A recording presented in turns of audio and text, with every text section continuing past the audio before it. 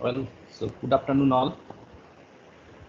Today we are going to start third simulation study and also the last one, design of a patch antenna.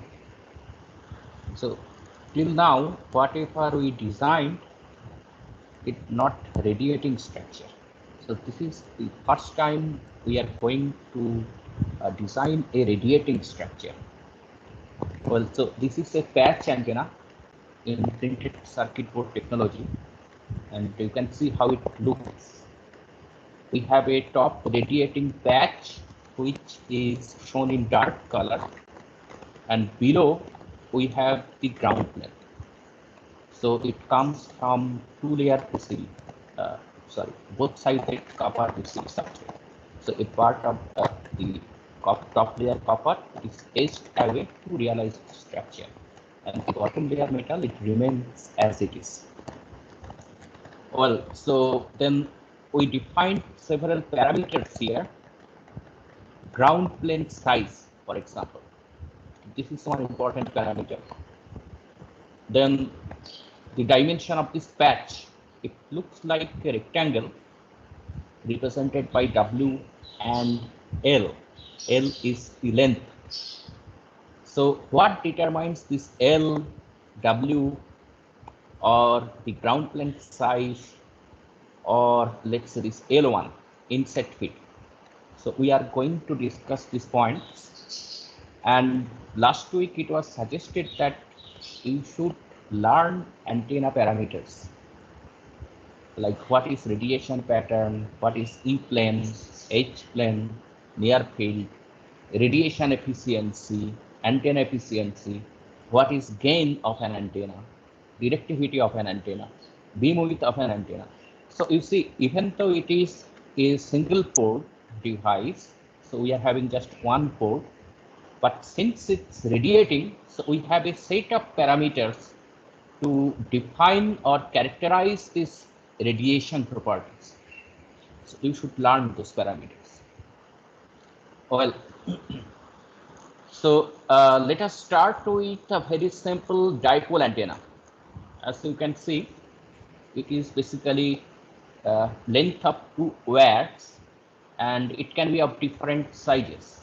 In electromagnetic theory, most probably you have learned Hertzian dipole, where the arm length is much smaller compared to lambda operating wavelength. Here we are considering a half wave dipole. So together, its dimension is half wavelength.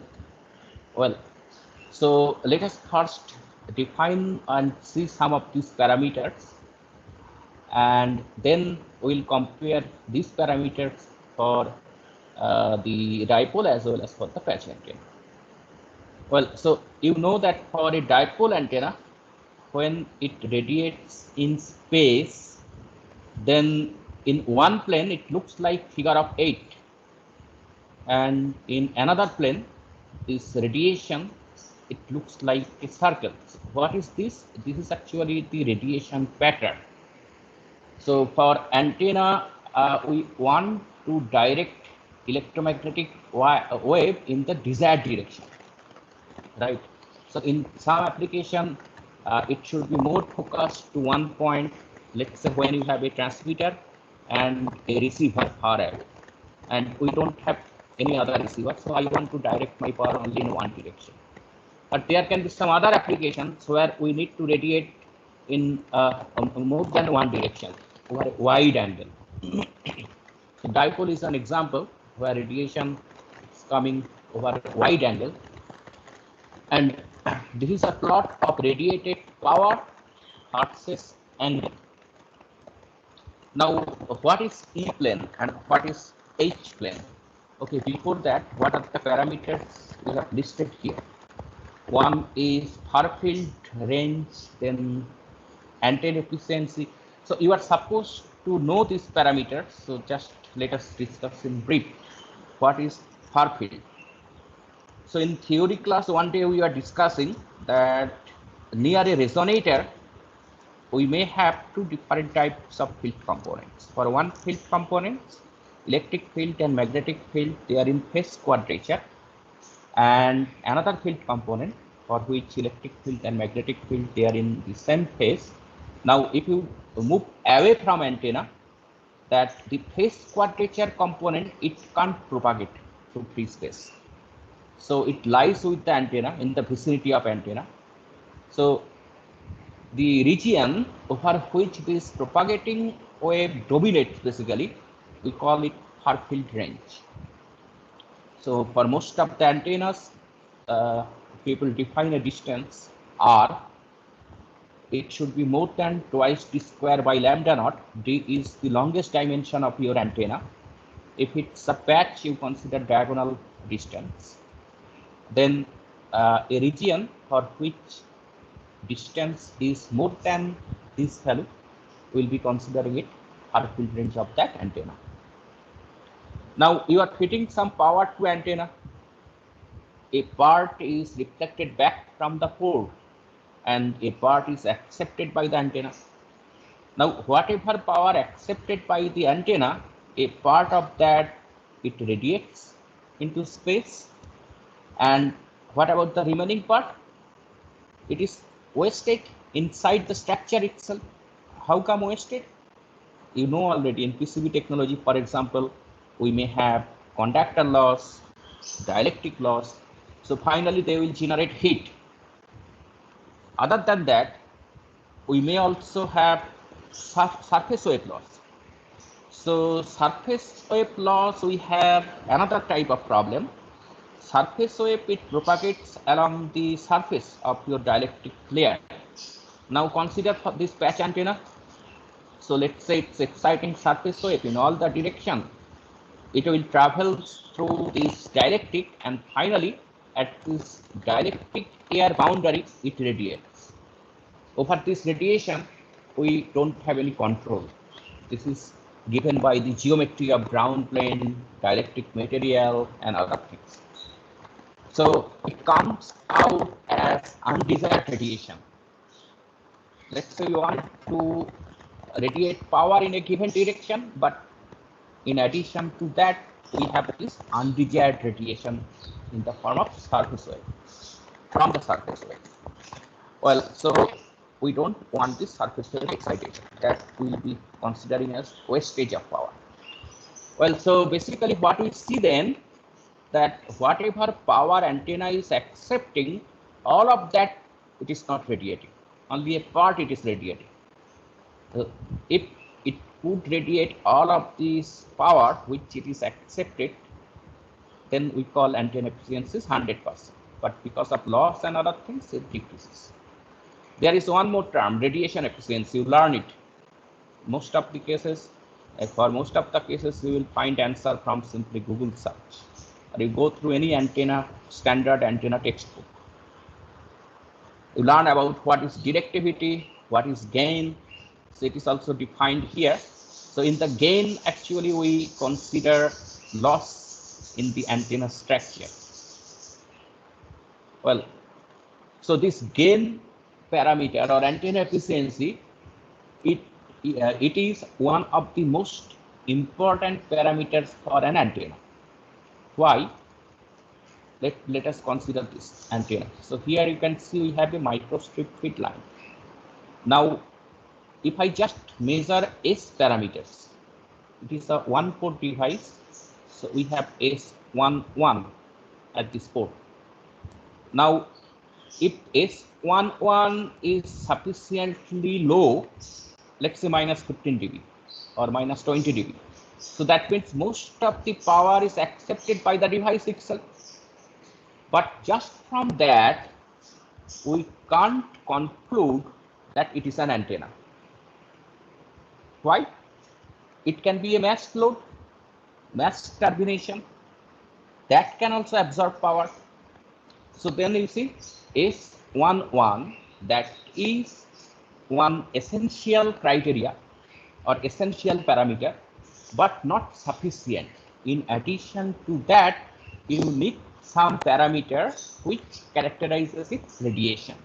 So that's why for any antenna, when you specify its characteristics, So two most important parameters, one is the gain plot, another one is the S11 plot. There are many more, but these two are the most important parameters of an antenna. Remember that. Gain plot, gain versus frequency or gain versus angle, and then S11 variation with frequency. These two are most important parameters of an antenna. Well, now we know what is radiation pattern, then what is E plane and what is H plane. So with respect to dipole antenna, we can define it. You see, this dipole antenna, if its orientation is like this, then in which direction it will radiate and what will be the direction of electric field? Well, so for by the direction of electric field, we determine polarization, right? So electric field, radiated electric field, it will be parallel to this wire arm. Let us use some coordinate system better. So let's say one coordinate system is defined here.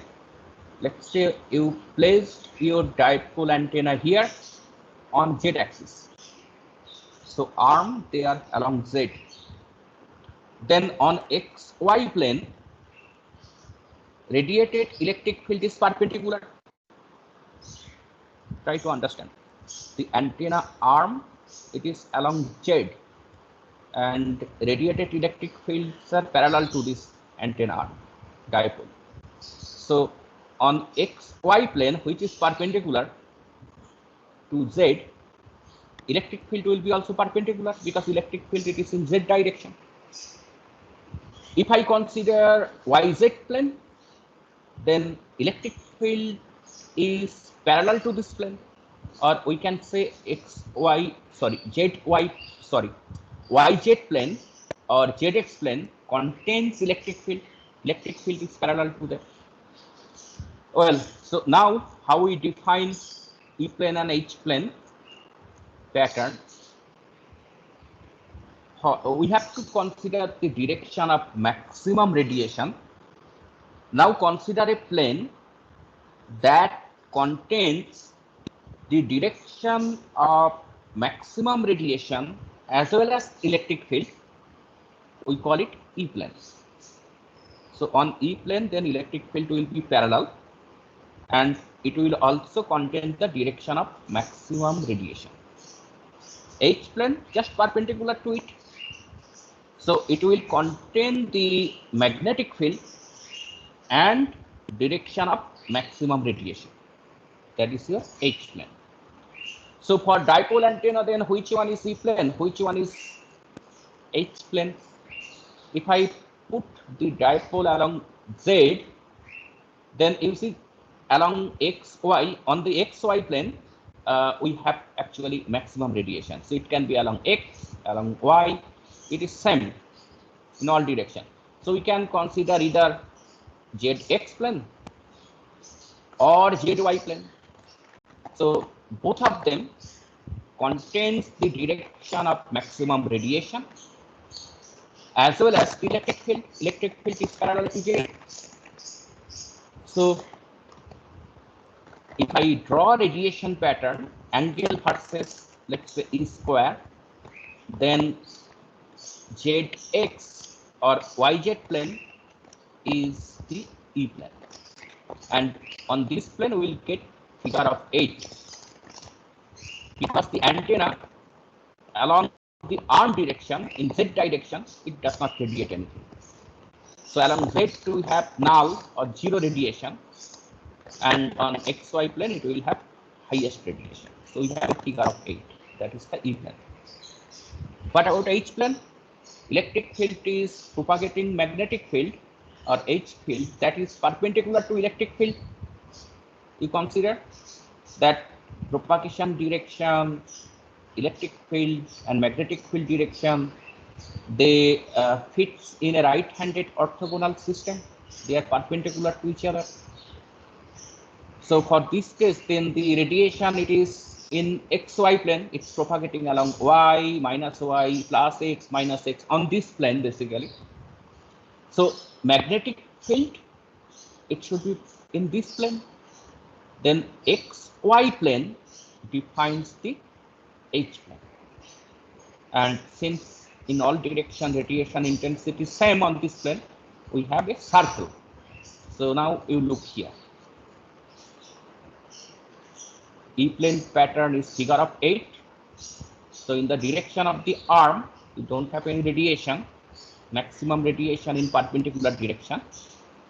And for the H plane, it is on the XY plane, it is radiating equally in all directions. This is for a dipole antenna, half-wave dipole antenna.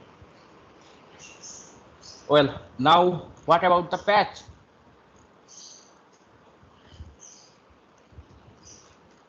Well, for patch antenna, radiation comes out perpendicular to the screen.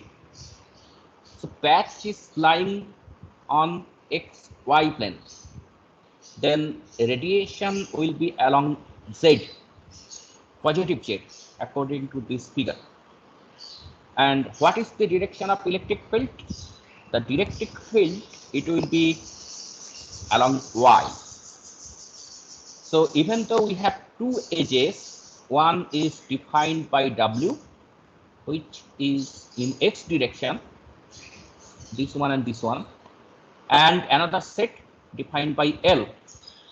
We have radiation only from this W side, parallel to X, top H, bottom H, and the electric field is perpendicular in Y direction. Okay, so if that is the scenario and radiation mostly coming out in positive Z, so can you, one of you, switch on your microphone and tell me what should be the E plane, what should be the H plane?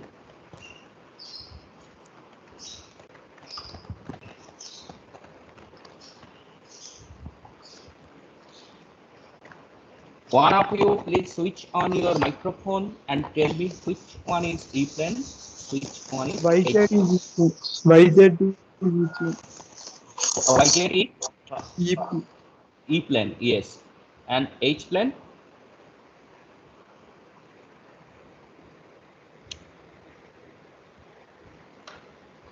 XZ. Yeah, ZX plane. So it should, why not XY plane? Because it should also contain direction of maximum radiation. So we can't avoid Z axis, right? So that's why XY plane is of no interest. So since radiation mostly comes out in positive Z direction, now we have to consider Z axis and the plane for which magnetic field is parallel. So that is ZX plane. All of you understood, or you can switch on your microphone and ask me.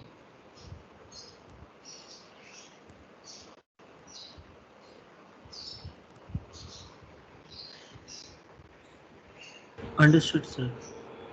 Okay, good. Then I'm assuming that all of you understood. Now we have to understand about impedance matching, and we can also explain why it should radiate along W only.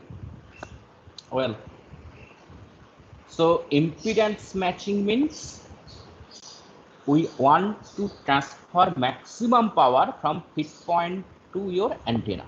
Antenna should accept maximum power. So if input in microstrip line, it has the characteristics impedance of 50 ohm, then at the input where it is touching the antenna, looking into the antenna, input impedance should be 50 ohm.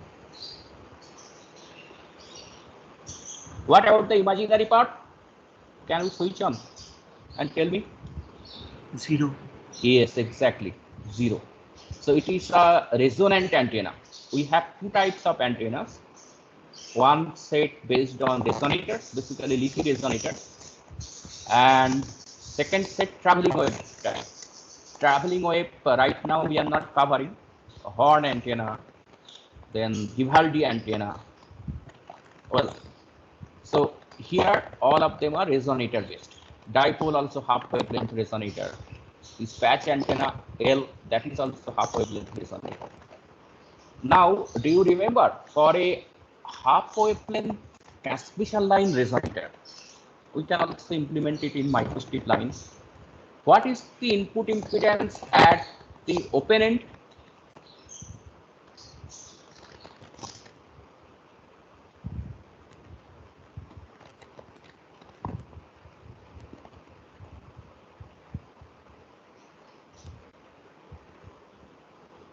For a half wavelength transmission line resonator, what is the input impedance at open end?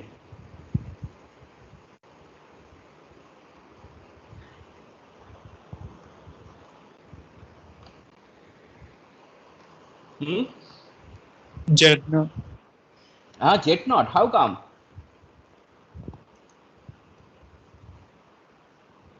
ZL. So It like is a transmission it's line half resonator. Consider about voltage and current distribution.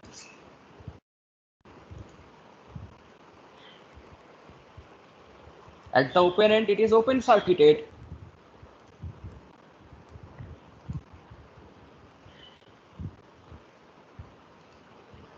Then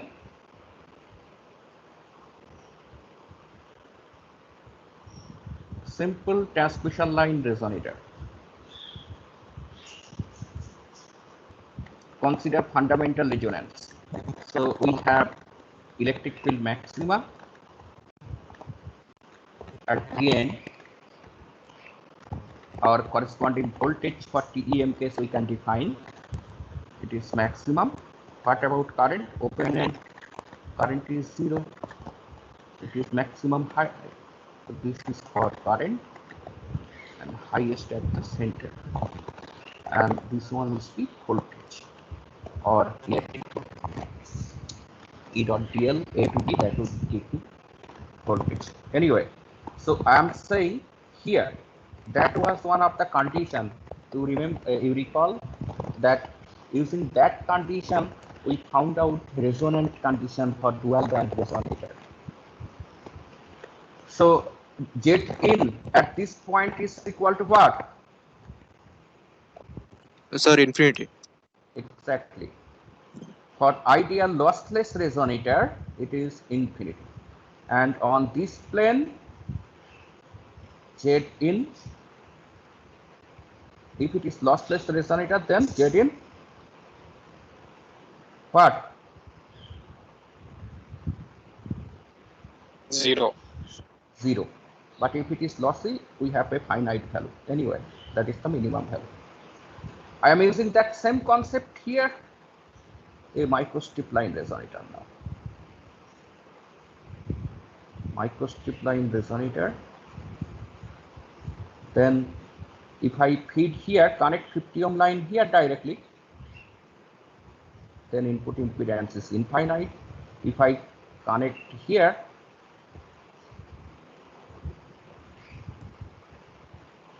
then it is minimum.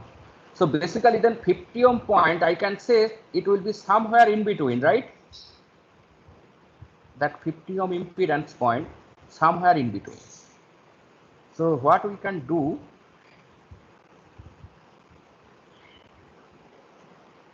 let's say this is your resonating patch, like little wider W I am considering. This is W and this is L. So for half wavelength resonator, now you already know L should be lambda G by 2, half wavelength. Now, as I know on this central plane, it is minimum, open circuit plane maximum. So somewhere here, I can connect my 50 ohm line. Here I'll be connecting my port, and then I can tune this distance L1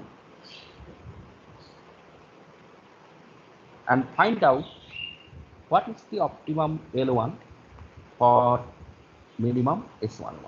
So this is the port. Okay. So that can be one technique. I can connect microstrip line like this. And then on this plane, we have electric field maxima. This plane electric field maxima. And here it will vary sinusoidal. Well, instead of that, here we are using the same concept, but we are using inset feed. What that means, I'm cutting the microstrip line here.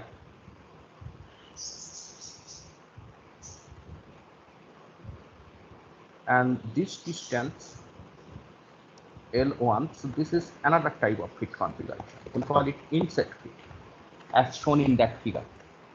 So then now you understood why I should cut it, right? And now what you have to do, you have to basically tune L1 now for better impedance matching. Right? This point, till this point, do you have any question? Sir, please explain why we do inset fitting.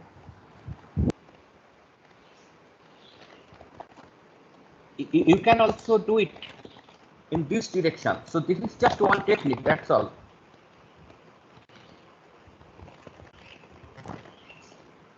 We can also, we could connect it here. So depending on your application requirement, it can be, you can have many of the antennas to design array antenna and other things. So depending on application requirement, any one of them you can use. Not that always you have to use this inset feed. Sir, in both the cases, E and H planes wouldn't be different. No, because L is fixed, direction of radiation is fixed. I'm coming to that, why it radiates from W side. That is fixed. I'm exciting along L. So L is defined by L is equal to lambda G by 2. Okay, so whatever may be fitting technique, but resonant condition remains same, which is along L. We have maxima on leftmost edge and rightmost edge. That is fixed. We can also use coaxial feed. So usually people use one SMA connector. You already know what is SMA connector. And below the ground, they will insert SMA.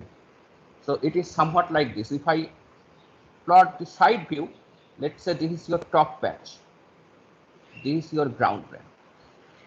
So then they will etch a part here. Well, this is your ground plane.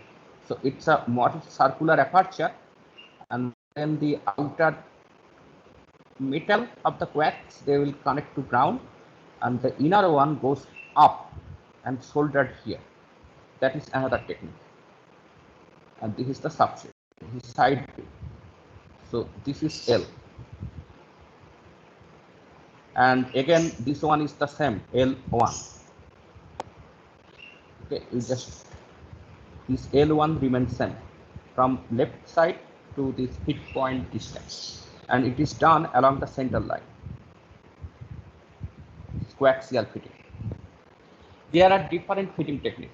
So we'll be using as given in the manual. Well, now let me explain why W side radiates. Sir, one thing, sir, the L1 will tune by hand, right?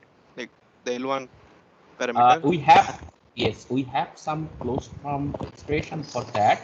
Or thumb rule is 1/3 of L you take, and then just with respect to that point, you tune it using your Puro accelerator. Okay, sir. Previously, when full-wave simulation was not available 30 years back, 40 years back, antenna design itself, it could take a few months, and now it became just a few hours problem. If you know HFSS properly, then you can design your antenna just in 1 hour. Well, so why along W? let's start with a simple microstrip line, its electric field configuration. So which view I drew here? It is cross-sectional view of the microstrip line, right? Now, what about the electric field orientation? We have perpendicular electric field component. Already you learned from theory class. And here we have the fringing field components. So this fringing field, actually radiation comes out from this fringing field. Now here we have a problem. This part of the fringing field, bent part, I can divide it into two components, one perpendicular, one horizontal components. So let's say this is the eject component, and what was the direction here? It is EX component, or EX component, right? Now this is for the left side. What I did, I just zoomed in this part and divided this bent part into two components, horizontal component and the vertical component. Okay, now next we do the same thing for this part. Then here also we have EX component and EZ component. Now if I consider radiation in Z direction, EZ component, it can't propagate in Z direction. Why? It is becoming parallel. You already solved for plane wave in electromagnetic theory class. For a wave to propagate in free space, electric field, magnetic field, they should be perpendicular to the direction of propagation. So that is not satisfied for EZ component in Z direction. Then what about EX? EX, we have a problem. They are cancelling each other, left side and right side. So that's why from microstrip line, particularly in perpendicular direction, which is coming out from the board, we don't have as such any radiation. These EX component are cancelling each other. Well, in addition to this, we need to check also that EX and HX, they are in same phase or not. Anyway, if they are in phase quadrature, no component of radiation. So what is the conclusion from this? Then from a microstrip line, as such in perpendicular direction, we don't have any radiation. Now let us consider half wavelength resonator.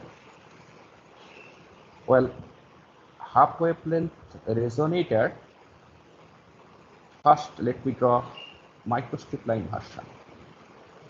A thin half wavelength resonator. This dimension is given by W.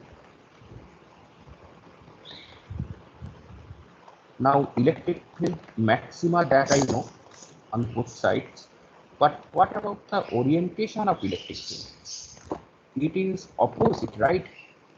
So at this end, if electric field it is in this direction, then at this end, electric field it is in opposite direction.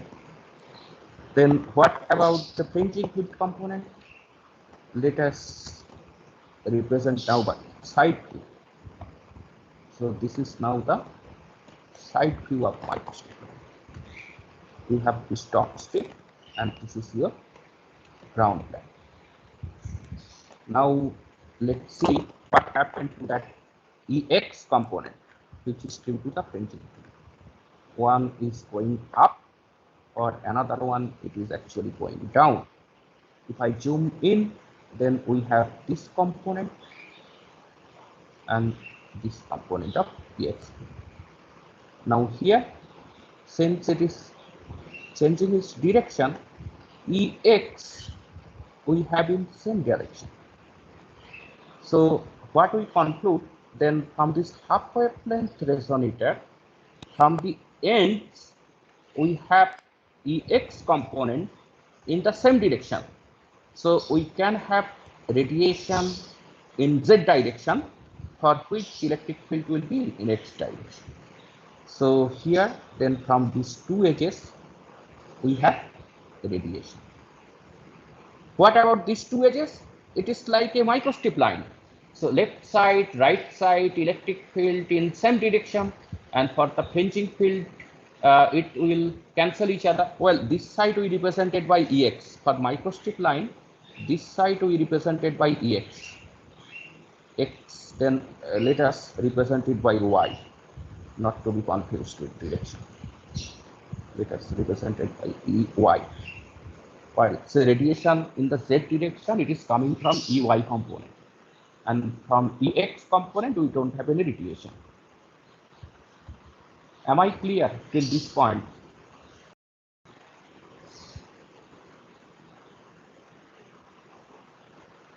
Did you understand why a half wavelength resonator radiates from its end? Well, good. Now I want to increase radiation. I have to increase W. It will increase your radiation aperture. So that's why you see W is higher here. Typically, we take W more than L, but if we keep on increasing W, there are other issues. We can have higher order mode along W. Just to consider for rectangular waveguide, TE10, TE01 mode. Here also now, instead of resonating along L, it can start resonating along W. So we have to avoid that. Also, when we use an antenna, particularly linearly polarized antenna, we want radiated electric field only in one direction. Let me give you one example. Let's say you have a radio transmitter, your AM or FM radio. Now, if the electric field is parallel to Earth's surface, then it is attenuated by Earth's surface. Earth's surface has small but finite conductivity, so it will attenuate electric field. Then for this radio transmitter, what is the direction we want? Vertical. Electric field should be perpendicular to Earth's surface. So if I use a dipole transmitter, I will be using dipole in vertical direction. And practically what happens? Ideally, a dipole, vertical dipole, should provide electric field only in vertical direction. But practically, we have a small component of electric field in horizontal component. That is the undesired radiation. So the desired radiation, we call it copolar radiation, or simply copole radiation. And this undesired radiation, we call cross-polar radiation, or simply cross-pole radiation, COL, cross-pole radiation, or cross-polarized component. Well, so if the dipole it is vertically placed, then the horizontal component is the unwanted component, or that cross-pole component. Then what about the patch antenna? For a patch antenna in H plane, well, let me go back.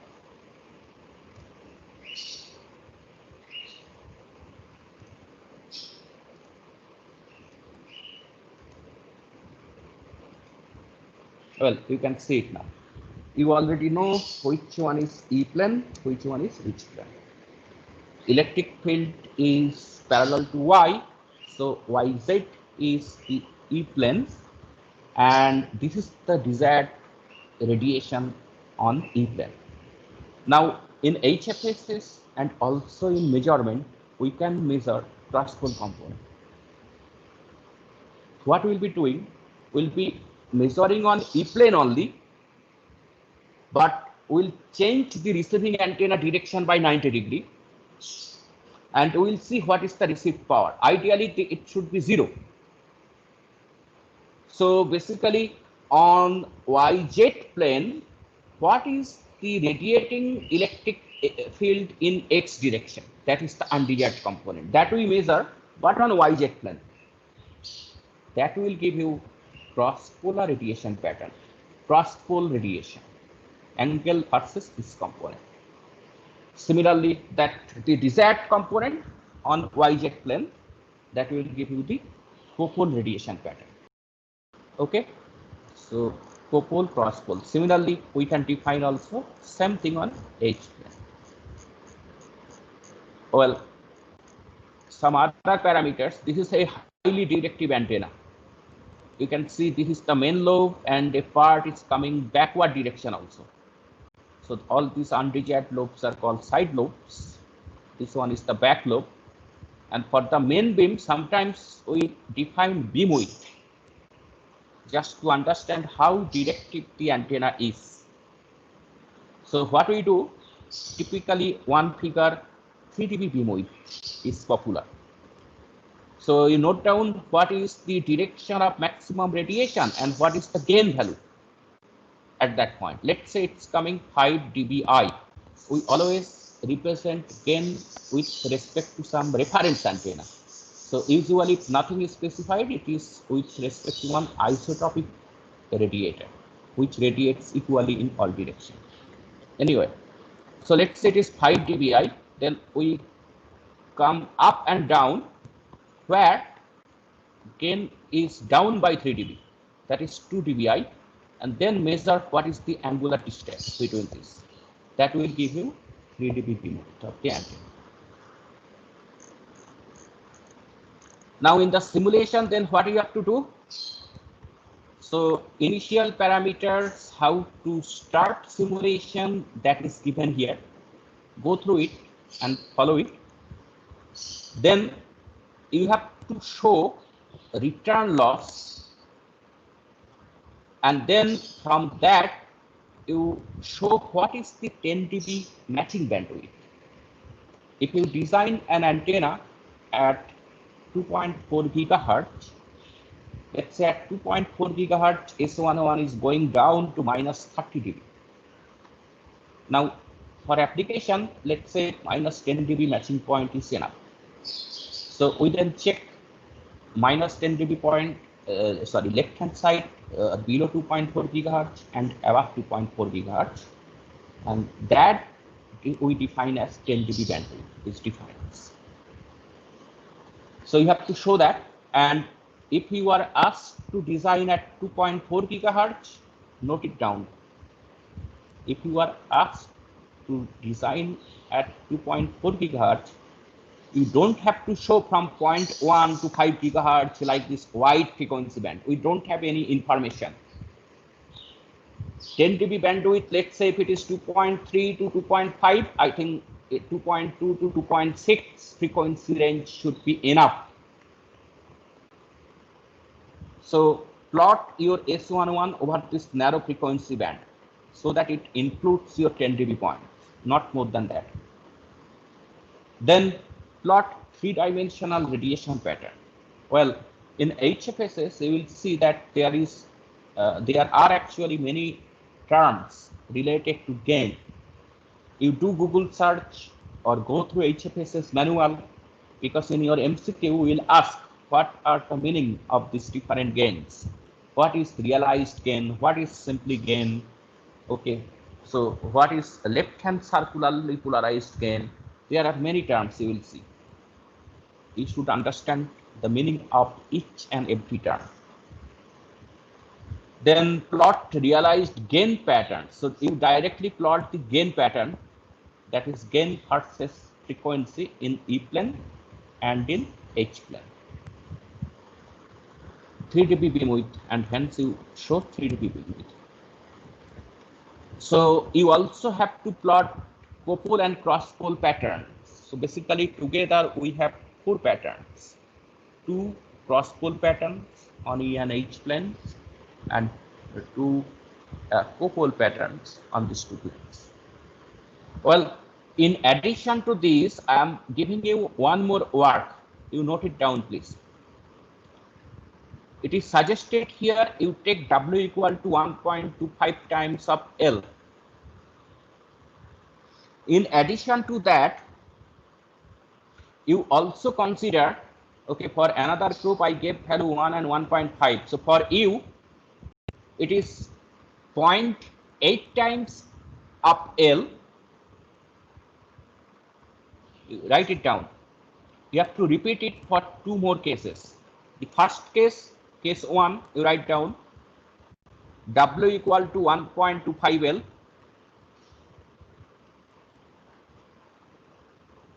Case 2, W equal to 0.8 L.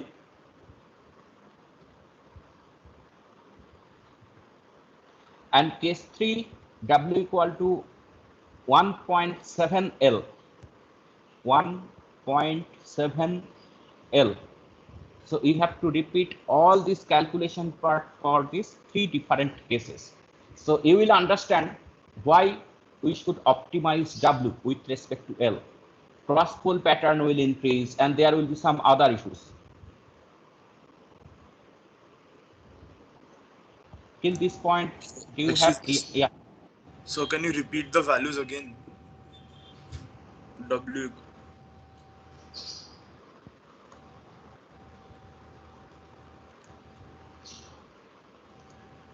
Okay, I can't edit PDF here. I'm sharing.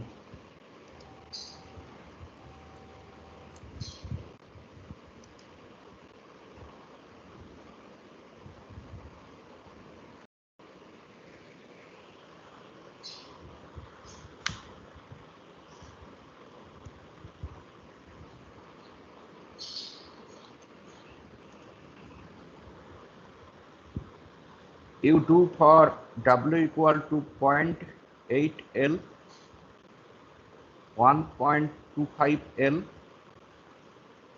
1.7 times of L.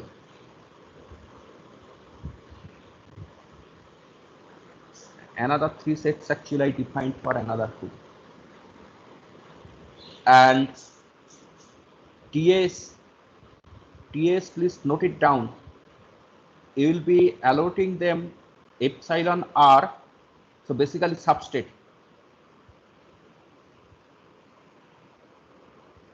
And design frequency. So 1 gigahertz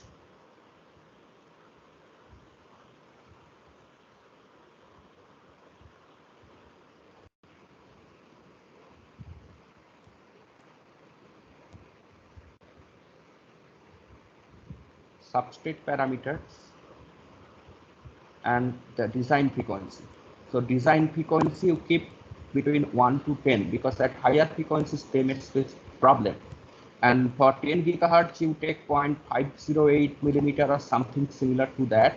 At 1 gigahertz you can give them 1.6 millimeter or something similar to that. And in between you choose value accordingly. Otherwise they can face problem. So TS, please note it down. You can maximum give 1 set to 3 students. 1 set to 3 students. So for example, 2.4 gigahertz antenna, you can give to 9 students for each 3 for 1 0.787 millimeter thick artiduroid 5880. Then for another group 0.508 4003C, like that. Okay, so you change the parameters.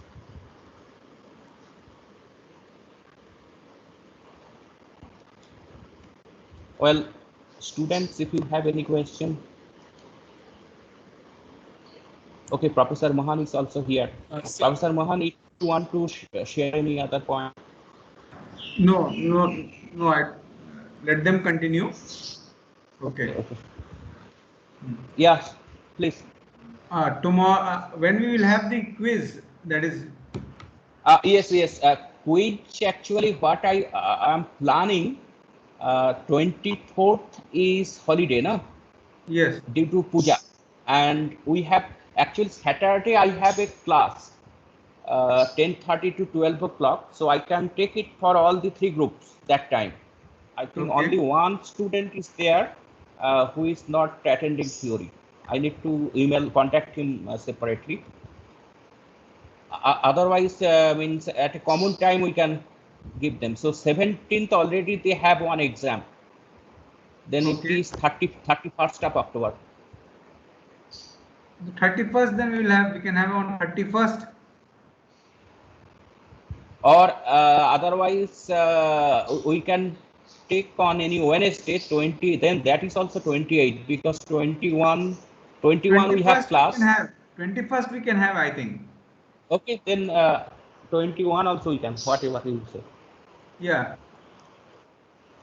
21st I will take half an hour first class and then go for exam. At what time it will be? It is 8 to 10. Okay. And maybe I will speak to you later. Okay, no problem. Yeah.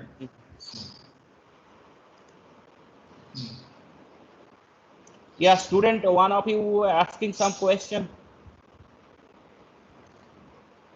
Sir, I was asking that if when we are tuning this, sir, is there any method that we can use on HFSS to tune? Because last experiment when we were tuning for single. Yeah, there is optimization you can do, but since it is your first design, I would suggest you do it manually. And it is just one parameter.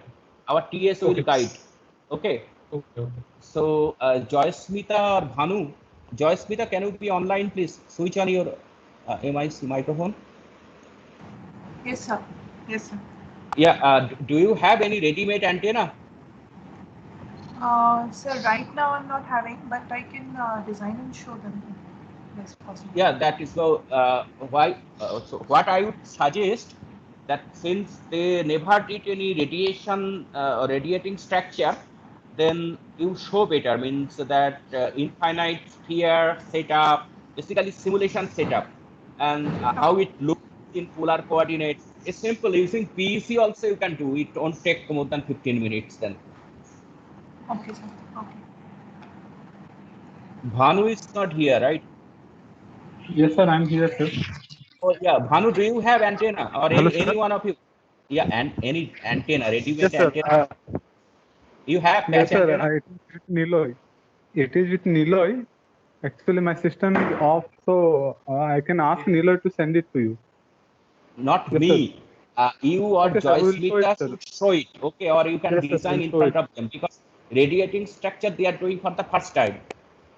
Yes, so you have to show the means how to set up the simulation environment, and then what are the results you are expecting. Those things, radiation pattern, full cross pole. Yes, sir, that will do. Yeah, maximum 1 hour, and then you can ask it. Okay. Yes, sir. We have the file with us, so we'll be showing them. Yeah. So one of you please take this responsibility. You and Joysmita between. Okay. And in the meantime, other TS students, you can when they are presenting, you can type your question in the chat box. Then other TS will be answering to you. Yes, sir. Yeah, sir, we had another request, sir.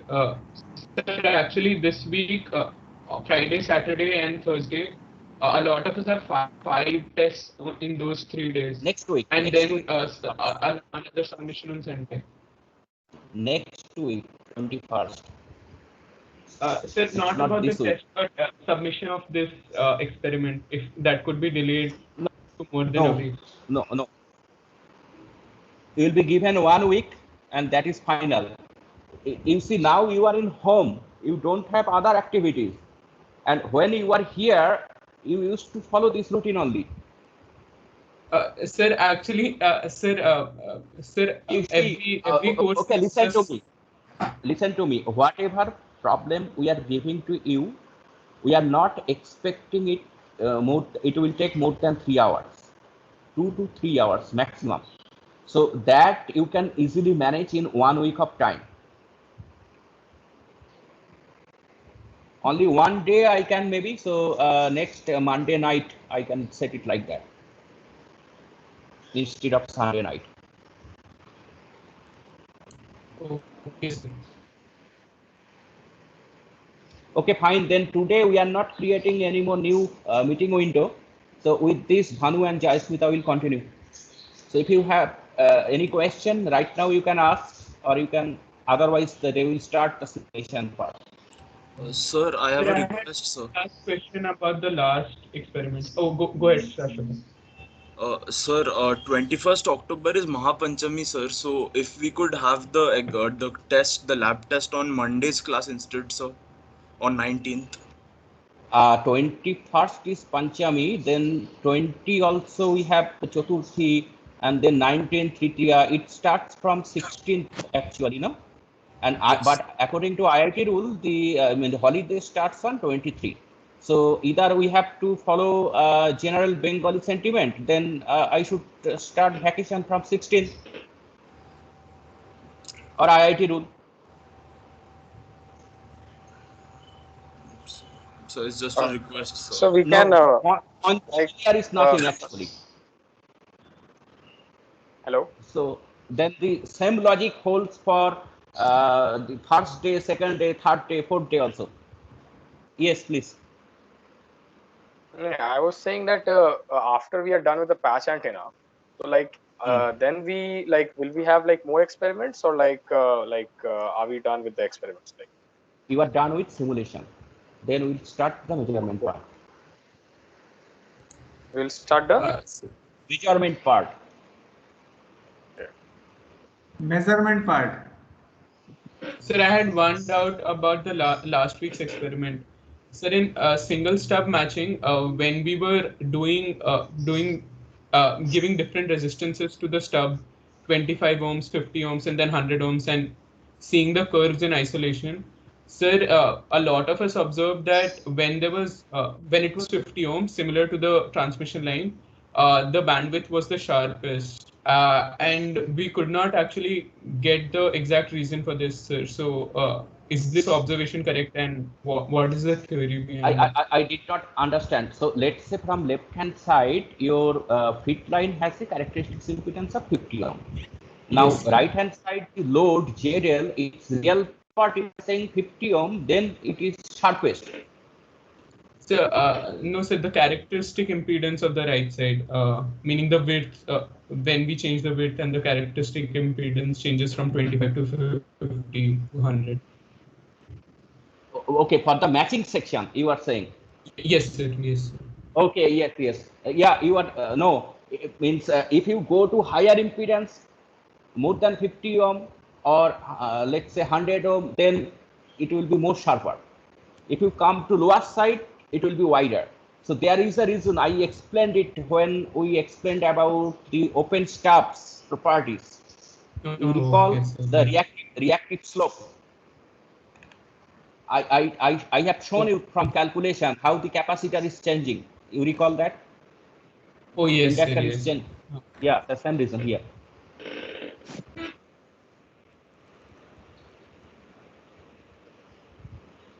Okay, fine. Then we are stopping here. And Bhanu or Joysmita, you start a